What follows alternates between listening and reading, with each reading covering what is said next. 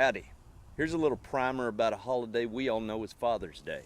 It's that time of year when the whole country stops and says, well, Mom got a holiday last month, so seems only fair.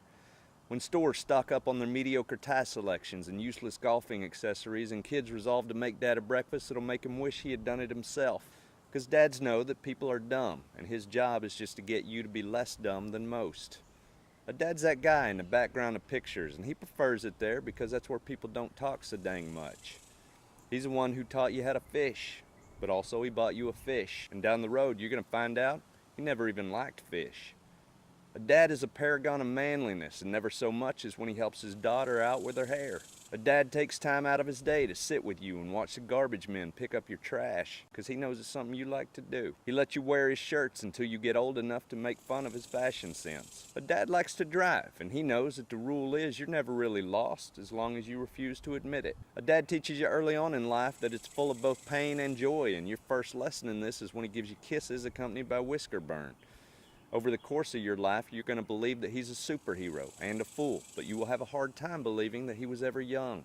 You're probably not going to realize how great your father really is until later in life when people tell you. A dad encourages you to be great, but shows you that being good is sometimes harder.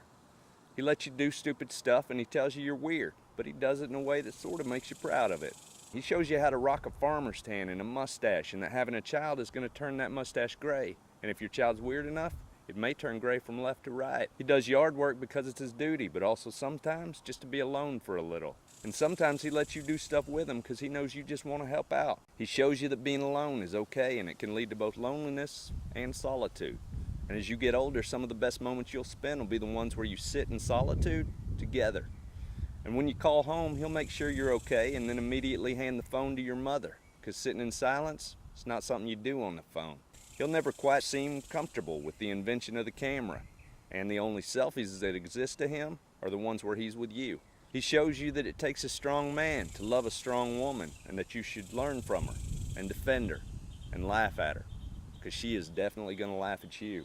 A dad teaches you about sports and how even the most rational man you know will sometimes be irrational. He teaches you yell at a TV if your team's losing, and you hit it if the picture's not clear. A dad'll fix stuff like a car, a sink, and your sadness despite not 100% understanding any of those things. A dad'll teach you that love is sometimes more about actions than words, but just in case, he will say I love you enough to make it meaningful. Sure, his jokes are cheesy, but you're probably going to repeat them later. A dad has enough strength to inflict immense pain, but mostly he just uses it to give you piggyback rides. He's a disciplinarian, and the scariest part of your childhood is going to be your mom saying wait until your dad gets home. The scariest part of your teenage years will be a car pulling up behind you on a remote road while you're with your first girlfriend and she's afraid that she's about to be murdered, but you're scared because you know it's not a murderer. It's your father, and you're out past your curfew. And the scariest part of your adulthood will be learning that your father is mortal.